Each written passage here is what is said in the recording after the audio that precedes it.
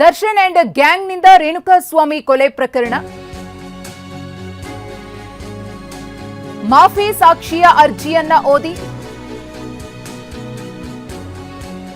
A14 Pradosh ಪ್ರತಿಕ್ರಿಯಿಸಿದ್ದಾರೆ. ನೀವು ಸ್ವಯಂ ಪ್ರೇರಿತವಾಗಿ ಈ ಅರ್ಜಿ ಸಲ್ಲಿಸಿದ್ದೀರಾ? ಈ ಅರ್ಜಿಯನ್ನ ಓದಿದ ಬಳಿಕ ಸಹಿ ಮಾಡಿದ್ದೀರಾ? ಅರ್ಜಿಯ ಪರಿಣಾಮದ ಬಗ್ಗೆ ವಕೀಲರು ನಿಮಗೆ ಮಾಹಿತಿಯನ್ನ ಕೊಟ್ಟಿದ್ದಾರಾ? ಇದು A14 ಪ್ರದೋಷ್ಗೆ ನ್ಯಾಯಾಧೀಶರಾದ ಸುಜಾತ ಮಡಿವಾಳಪ್ಪನವರು ಕೇಳಿರುವಂತಹ ಪ್ರಶ್ನೆ. ಹೌದು, ಸ್ವಯಂ ಪ್ರೇರಿತನಾಗಿ ನಾನು ಅರ್ಜಿಯನ್ನ ಸಲ್ಲಿಸಿದ್ದೇನೆ, ಸೈನ್ ಮಾಡಿದ್ದೇನೆ, ಅದರ ಪರಿಣಾಮವೂ ಕೂಡ ನನಗೆ ಗೊತ್ತಿದೆ ಅಂತ ಹೇಳಿ ಪ್ರದೋಷ್ ಪ್ರತಿಕ್ರಿಯೆಯನ್ನ ನೀಡಿದ್ದಾರೆ. 59ನೇ CCH ಕೋರ್ಟ್ಗೆ ಮಾಫಿ ಸಾಕ್ಷಿ ಅರ್ಜಿಗೆ ಸಂಬಂಧಪಟ್ಟಂತೆ ಆದೇಶವನ್ನ ಕೋರ್ಟ್ ಕಾಯ್ದಿರಿಸಿದೆ.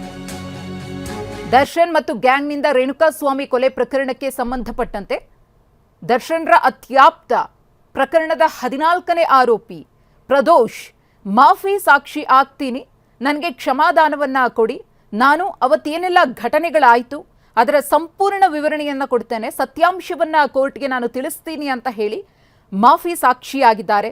ಅರ್ಜಿ ಕೂಡ ಕೋರ್ಟ್ನಲ್ಲಿ ಪುರಸ್ಕಾರಗೊಂಡಿದೆ. ಅದರ ವಿಚಾರಣೆಯ ಪ್ರಕ್ರಿಯೆ ನಡೀತಾ ಇದೆ. ನ್ಯಾಯಾಧೀಶರು ಕೂಡ ಈ ಮಾಫಿ ಸಾಕ್ಷಿ ಅರ್ಜಿಗೆ ಸಂಬಂಧಪಟ್ಟಂತೆ ಪ್ರದೋಷ್ ಅವರ ಬಳಿ ಒಂದಷ್ಟು ಪ್ರತಿಕ್ರಿಯೆಗಳನ್ನು ಕೇಳಿದ್ದಾರೆ. ನೀವೇನೇನು ಹೇಳೋದಕ್ಕೆ ಹೊರಟಿದ್ದೀರಿ ಅದೆಲ್ಲವೂ ಕೂಡ ನಿಮಗೆ ಗೊತ್ತಿದೆ ಅಲ್ವಾ? ನೀವು ಓದಿದ ನಂತರವೇ ಸೈನ್ ಮಾಡಿದ್ದೀರಲ್ವಾ? ಅದರ ಪರಿಣಾಮ ಏನಾಗುತ್ತೆ ಅನ್ನೋದ್ರ ಬಗ್ಗೆ ನಿಮಗೆ ಅರಿವಿದೆ ತಾನೆ? ವಕೀಲರ ಜೊತೆಗೆ ಚರ್ಚೆಯನ್ನು ಮಾಡಿದ್ದೀರಾ?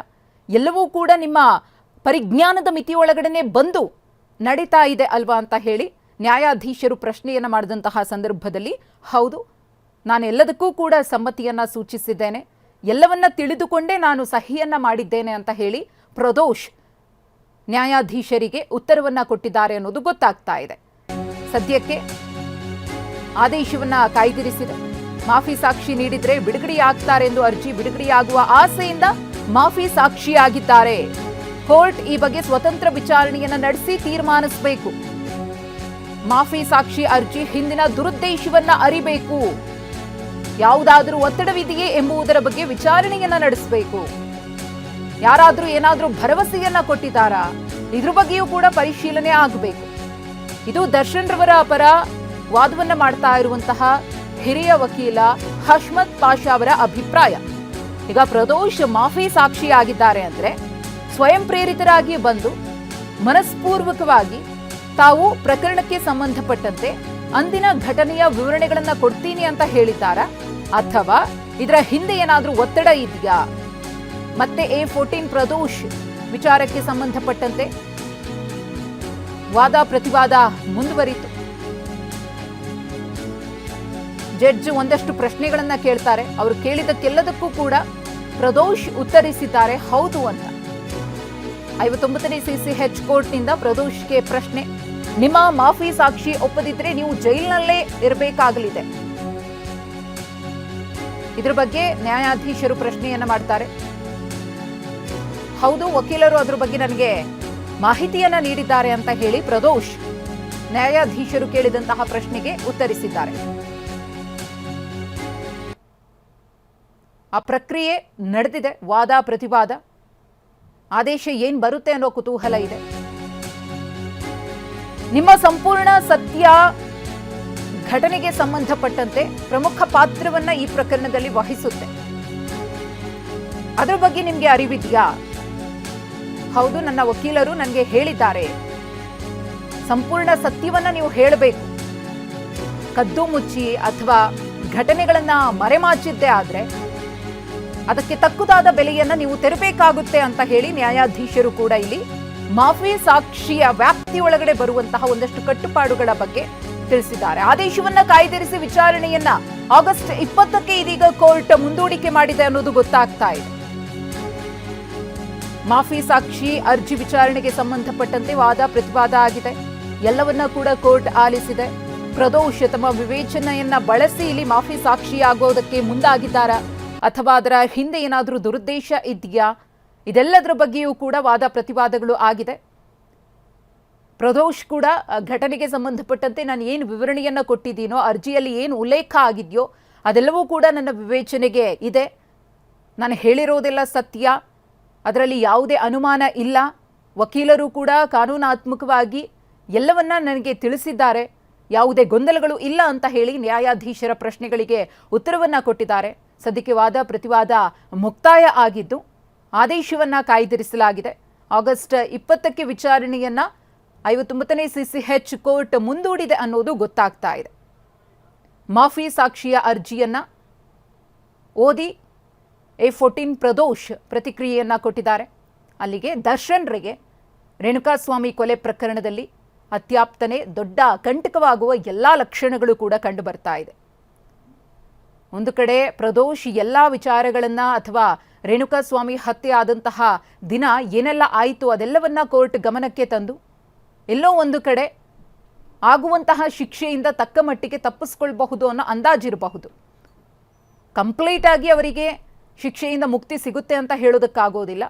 ಕ್ಷಮಾದಾನದ ಮೇಲೆ ಕಾನೂನಿನ ವ್ಯಾಪ್ತಿಯೊಳಗಡೆ ಬರುವಂತಹ ಒಂದಷ್ಟು ಕಠಿಣ ಕ್ರಮಗಳಿಂದ ಶಿಕ್ಷೆಯಿಂದ ಎಕ್ಸ್ಕ್ಯೂಸ್ ಸಿಗಬಹುದೇ ವಿನಃ ಸಂಪೂರ್ಣವಾಗಿ ಇದರಿಂದ ಮುಕ್ತಿಯಂತೂ ಪಡೆಯೋದಕ್ಕೆ ಸಾಧ್ಯವಿಲ್ಲ.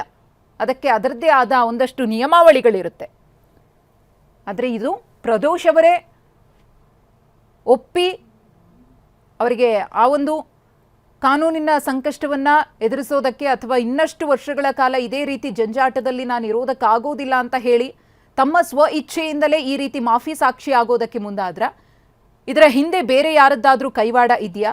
ದರ್ಶನ್ ವಿರುದ್ಧ ಯಾರಾದರೂ ಷಡ್ಯಂತ್ರವನ್ನ ಮಾಡಿ ನೀನು ಮಾಫಿ ಸಾಕ್ಷಿಯಾಗು ಅಂತ ಹೇಳಿ ಒತ್ತಾಯಪೂರ್ವಕವಾಗಿ ಏನಾದರೂ ಆಮಿಷಗಳನ್ನು ಒಡ್ಡಿ ಪ್ರದೋಷ್ ಅವರನ್ನ ಇಲ್ಲಿ ಮಾಫಿ ಸಾಕ್ಷಿಯನ್ನಾಗಿಸಿದ್ದಾರಾ ಅನ್ನೋ ಅನುಮಾನಗಳು ಕೂಡ ಸದ್ಯಕ್ಕೆ ದರ್ಶನ್ರ ಪರ ವಕೀಲರಾಗಿರುವಂತಹ ಹಶ್ಮತ್ ಪಾಷಾ ಅವರಿಗೆ ಬಂದಿದೆ. ಅದೇ ವಿಚಾರವನ್ನ ಈಗ ಕೋರ್ಟ್ ಮುಂದೆಯೂ ಕೂಡ ಅವರು ಹೇಳಿರೋದು. ಇದರ ಹಿಂದೆ ಏನಾದರೂ ದುರುದ್ದೇಶ ಇರಬಹುದಲ್ವಾ? ಸ್ವತಂತ್ರವಾಗಿ ಅದ್ರ ಬಗ್ಗೆ ತನಿಖೆ ಮಾಡಬೇಕಾಗುತ್ತೆ. ಗಂಭೀರವಾಗಿ ಮಾಫಿ ಸಾಕ್ಷಿಯನ್ನ ಪರಿಗಣಿಸಬೇಡಿ. ಎಲ್ಲವನ್ನ ಕೂಡ ಕೂಲಂಕುಷವಾಗಿ ಪರಿಶೀಲನೆ ಮಾಡಿದ ನಂತರದಲ್ಲೇ ಇದಕ್ಕೆ ಒಪ್ಪಿಗೆಯನ್ನು ಸೂಚಿಸಬೇಕಾದಂತಹ ಅನಿವಾರ್ಯತೆ ಇದೆ ಅಂತ ಹೇಳಿ ಹಶ್ಮತ್ ಪಾಷಾ ಅವರು ಕೂಡ ತಮ್ಮ ವಾದವನ್ನ ಕೋರ್ಟ್ನಲ್ಲಿ ಮಂಡಿಸಿದ್ದಾರೆ. ಅದಕ್ಕೆ ಎಷ್ಟರ ಮಟ್ಟಿಗೆ ಪುರಸ್ಕಾರ ಸಿಕ್ಕಿದೆ? ಮಾಫಿ ಸಾಕ್ಷಿಯ ಪರವಾಗಿ ಸಂಪೂರ್ಣವಾಗಿ ಆದೇಶ ಬರುತ್ತಾ ಇಲ್ವಾ? ಏನಾಗುತ್ತೆ ಈ ಒಂದು ವಿಚಾರದಲ್ಲಿ ಬೆಳವಣಿಗೆ ಅನ್ನೋ ಕುತೂಹಲವಂತೂ ಸದ್ಯಕ್ಕಿದೆ. ಅದಕ್ಕೆ ಉತ್ತರ ಆಗಸ್ಟ್ 20ರಂದು ಸಿಗಲಿದೆ. ಯಾಕಂದರೆ ವಿಚಾರಣೆಯನ್ನು ಕೋರ್ಟ್ ಆಗಸ್ಟ್ 20ಕ್ಕೆ ಮುಂದೂಡಿದೆ.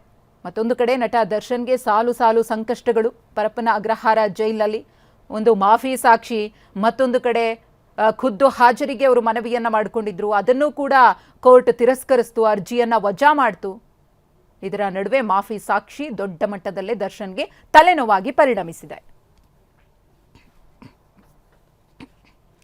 ಈ ಕುರಿತು ಮತ್ತಷ್ಟು ಮಾಹಿತಿಯನ್ನು ಕೊಡುವುದಕ್ಕೆ ನಮ್ಮ ಪ್ರತಿನಿಧಿ ರಮೇಶ್ ಇದೀಗ ನೇರ ಸಂಪರ್ಕದಲ್ಲಿದ್ದಾರೆ. ರಮೇಶ್, ಮಾಫಿ ಸಾಕ್ಷಿ ಅರ್ಜಿ ವಿಚಾರಕ್ಕೆ ಸಂಬಂಧಪಟ್ಟಂತೆ ವಾದ ಪ್ರತಿವಾದ ನಡೆದಿದೆ, ಮುಂದೆ ಏನಾಗುತ್ತೆ ಅನ್ನೋ ಕುತೂಹಲ ಇದೆ. ಇವತ್ತೇನಾಯಿತು ಅಂತ ರಮೇಶ್? ಮಧುಶ್ರೀ, ನಿನ್ನೆ ಅಷ್ಟೇ ಪ್ರದೋಷ್ ಸಲ್ಲಿಸಿದಂಥ ಅರ್ಜಿಯನ್ನು ಪ್ರದೋಷ್ಗೆ ಕಳಿಸಿ, ಯಾಕಂದರೆ ವಕೀಲರ ಮುಖಾಂತರ ಈ ಅರ್ಜಿಯನ್ನು ಸಲ್ಲಿಸಿದ್ದು, ಅದರಲ್ಲಿ ಬಹಳಷ್ಟು ಅಂಶಗಳನ್ನು ಪ್ರಸ್ತಾಪ ಮಾಡಲಾಗಿತ್ತು. ಘಟನೆ ಹೇಗೆ ನಡೀತು ಮತ್ತು ಶೆಡ್ನಲ್ಲಿ ಏನೇನಾಯಿತು ಸಂಪೂರ್ಣ ಮಾಹಿತಿಯನ್ನು ಪ್ರದೋಷ್ ಆ ಅರ್ಜಿಯಲ್ಲಿ ಬಿಚ್ಚಿಟ್ಟಿದ್ದ. ಆದರೆ ಅರ್ಜಿನಲ್ಲಿರುವಂಥ ಅಂಶಗಳೆಲ್ಲ ಪ್ರದೋಷ್ಗೆ ಗೊತ್ತಿದೆಯಾ ಅನ್ನೋ ಮಾಹಿತಿ ಕೋರ್ಟ್ಗೂ ಕೂಡ ಇರಲಿಲ್ಲ. ಹೀಗಾಗಿ ಪಬ್ಲಿಕ್ ಪ್ರಾಸಿಕ್ಯೂಟರ್ ಕೂಡ ಈ ಬಗ್ಗೆ ಉಲ್ಲೇಖ ಮಾಡಿದ್ರು. ಈ ಅರ್ಜಿಯನ್ನು ಪರಿಗಣಿಸೋದಕ್ಕೆ ಮುಂಚೆ ಆತ ಇದನ್ನು ಸಲ್ಲಿಸಿದಾನ ಮತ್ತು ಅದರಲ್ಲಿರುವಂಥ ಎಲ್ಲ ಅಂಶಗಳಿಗೂ ಆತ ಬದ್ಧನಾಗಿದ್ದಾನ, ಇದ್ರ ಬಗ್ಗೆ ಆತನಿಂದಲೇ ಮಾಹಿತಿ ಪಡೆಯೋದು ಸೂಕ್ತ ಅಂತೇಳಿ ಅವರು ಕೂಡ ವಾದ ಮಾಡಿದ್ರು. ಕೋರ್ಟ್ ಕೂಡ ಹೀಗಾಗಿ ನಿನ್ನೆನೇ ಇಮೇಲ್ ಮುಖಾಂತರ ಜೈಲು ಅಥಾರಿಟೀಸ್ಗೆ ಈ ಒಂದು ಮಾಫಿ ಸಾಕ್ಷಿ ಅರ್ಜಿಯನ್ನು ಪ್ರದೋಷ್ಗೆ ಕೊಡಿ ಅಂತೇಳಿ ಕಳಿಸಿತ್ತು. ಇವತ್ತು ಅದನ್ನು ಕೊಟ್ಟು ಪ್ರದೋಷ್ ಅದನ್ನು ಓದಿ ಅದಕ್ಕೆ ಸಹಿ ಮಾಡಿ ಜೈಲು ಅಧಿಕಾರಿಗಳ ದೃಢೀಕರಣವನ್ನು ಕೂಡ ಪಡ್ಕೊಂಡಿದ್ದಾರೆ. ಆ ನಂತರ ಕೋರ್ಟ್ಗೆ ಅದು ಅರ್ಜಿ ವಾಪಸ್ ಕಳಿಸಲಾಗಿದೆ, ಅಂದರೆ ಇಮೇಲ್ ಮುಖಾಂತರನೇ. ಹೀಗಾಗಿ ಇವತ್ತು ಇದನ್ನು ಪರಿಶೀಲಿಸಿದ ನಂತರ ಕೋರ್ಟ್ ಕೆಲವು ಪ್ರಶ್ನೆಗಳನ್ನು ಕೇಳ್ತು. ನೀವು ಅದನ್ನೆಲ್ಲ ಓದಿ ಸಹಿ ಮಾಡಿದ್ದೀರಾ ಅಂತ ಕೇಳಿದ್ರು. ಆಗ ಪ್ರದೋಷ್ ಹೌದು, ನಾನು ಓದಿ ಸಹಿ ಮಾಡಿದ್ದೀನಿ ಅಂತ ಹೇಳಿದ್ರು. ಈ ಸಂದರ್ಭದಲ್ಲಿ ದರ್ಶನ್ ಪರ ವಕೀಲರು ಕೆಲವು ಆಕ್ಷೇಪಣೆಯನ್ನು ಎತ್ತಿದ್ರು. ಯಾವ ಸಂದರ್ಭದಲ್ಲಿ ಈತ ಈ ರೀತಿ ಹೇಳಿಕೆ ಕೊಡ್ತಾ ಇದ್ದಾನೆ, ತಾನು ಮಾಫಿ ಸಾಕ್ಷಿ ಆದರೆ ತಾನು ಕೇಸಿಂದ ಈಚೆ ಬರ್ಬೋದು ಅನ್ನುವಂಥ ಆಸೆಯಿಂದ ಈ ರೀತಿ ಹೇಳಿಕೆ ಕೊಡ್ತಾ ಇರ್ಬೋದು, ಇದರಿಂದ ಯಾವುದಾದ್ರು ಆಮಿಷ ಇದೆಯಾ, ಒತ್ತಡ ಇದೆಯಾ, ಎಲ್ಲದ್ರ ಬಗ್ಗೆ ಕೂಡ ಕೋರ್ಟ್ ವಿಚಾರಣೆ ಮಾಡಬೇಕು, ಆ ಬಳಿಕ ಅಷ್ಟೇ ಮಾಫಿ ಸಾಕ್ಷಿಯನ್ನು ಪರಿಗಣಿಸಬೇಕು ಅಂತೇಳಿ ಅವರು ಮನವಿಯನ್ನು ಮಾಡಿದ್ರು. ಈ ಸಂದರ್ಭದಲ್ಲಿ ಜಡ್ಜ್ ಮತ್ತೆ ಪ್ರದೋಷ್ನನ್ನು ಪ್ರಶ್ನೆ ಮಾಡಿದ್ರು. ನೀವು ಅಂದರೆ ಇದನ್ನು ಇರುವಂಥ ಅಂಶಗಳು ಮತ್ತು ಮತ್ತೇನಾದರೂ ನೀವು ಹೇಳುವಂಥ ಅಂಶಗಳು ಸತ್ಯ ಅಲ್ಲ ಅನ್ಸಿದ್ರೆ ಮತ್ತೆ ನಿಮ್ಮನ್ನು ಜೈಲಿಗೆ ಕಳಿಸ್ತೀವಿ, ಈ ಮಾಹಿತಿ ನಿಮ್ಗೆ ಇದೆಯಾ ಅಂತೇಳಿ ಪ್ರದೋಷ್ಗೆ ಕೇಳಿದ್ರು. ಆ ಸಂದರ್ಭದಲ್ಲಿ ಪ್ರದೋಷ್ ಎಲ್ಲವನ್ನು ಕೂಡ ನಮ್ಮ ವಕೀಲರು ನಮಗೆ ತಿಳಿಸಿದ್ದಾರೆ ಅಂತೇಳಿ ಉತ್ತರವನ್ನು ಕೊಟ್ಟರು. ಅಂದರೆ ಮಾಫಿ ಸಾಕ್ಷಿಯಿಂದ ಆಗುವಂಥ ಪರಿಣಾಮಗಳ ಬಗ್ಗೆ ಆರೋಪಿಗೆ ಅರಿವು ಮೂಡಿಸುವಂಥ ಪ್ರಯತ್ನವನ್ನು ಇವತ್ತು ಜಡ್ಜ್ ಮಾಡಿದ್ರು. ಅದಕ್ಕೆ ಉತ್ತರವಾಗಿ ನಾನು ಎಲ್ಲವನ್ನು ಕೂಡ ಒಪ್ಕೊಂಡೇನೆ, ಇದಕ್ಕೆ ಸಹಿ ಮಾಡಿದ್ದೀನಿ, ನಾನು ಒಪ್ಕೊಂಡಿದ್ದೀನಿ ಮಾಫಿ ಸಾಕ್ಷಿಲಿರೋ ಅಂಥ ಅಂಶಗಳನ್ನು ಅಂತೇಳಿ ಈಗ ಪ್ರದೋಷ್ ಉತ್ತರ ಕೊಟ್ಟಿದ್ದಾನೆ. ಹೀಗಾಗಿ ಕೋರ್ಟಿಗೆ ಎರಡು ಕಡೆ ವಿಚಾರಣೆಯನ್ನು ನಡೆಸಿ ಆದೇಶವನ್ನು ಕಾಯ್ದಿರಿಸಿದೆ. 20ನೇ ತಾರೀಕು ಇದಕ್ಕೆ ಸಂಬಂಧಪಟ್ಟಂತೆ ಆದೇಶವನ್ನು ನೀಡುವಂಥ ಸಾಧ್ಯತೆ ಇದೆ. ಹೀಗಾಗಿ ಈಗ ಇನ್ನೊಬ್ಬ ಆರೋಪಿ ಅಂದರೆ ವಿನಯ್ A10 ವಿನಯ್ ಕೂಡ ಅರ್ಜಿಯನ್ನು ಸಲ್ಲಿಸ್ತೀನಿ, ಹೊಸದಾಗಿ ಅರ್ಜಿಯನ್ನು ಸಲ್ಲಿಸ್ತೀನಿ ಅಂತೇಳಿ ಅವ್ರ ಪರ ವಕೀಲರು ಹೇಳಿದ್ರು. ಹೀಗಾಗಿ ಅದರ ವಿಚಾರಣೆ ಈಗ ನಾಳೆಗೆ ಹೋಗಿದೆ. ಹೀಗಾಗಿ ದರ್ಶನ್ಗೆ ನೀವು ಹೇಳದಂತೆ ಬಹಳ ದೊಡ್ಡ ತಲೆನೋವು ಈ ಒಂದು ಮಾಫಿ ಸಾಕ್ಷಿ ಅರ್ಜಿ ತಂದಿದೆ ಅಂತ ಹೇಳ್ಬೋದು. ಕೋರ್ಟ್ ಇದನ್ನು ಪರಿಗಣಿಸಿ ಏನು ಆದೇಶ ನೀಡುತ್ತೆ ಅನ್ನೋದ್ರ ಮೇಲೆ ಪ್ರದೋಷ್ನನ್ನ ಮಾಫಿ ಸಾಕ್ಷಿಯನ್ನು ಪರಿಗಣಿಸ್ತಾರ ಇಲ್ಲೋ ಅನ್ನೋದು ತೀರ್ಮಾನ ಆಗುತ್ತೆ. ಮಧುಶ್ರೀ, ಧನ್ಯವಾದ ರಮೇಶ್ ತಮ್ಮ ಮಾಹಿತಿಗಾಗಿ.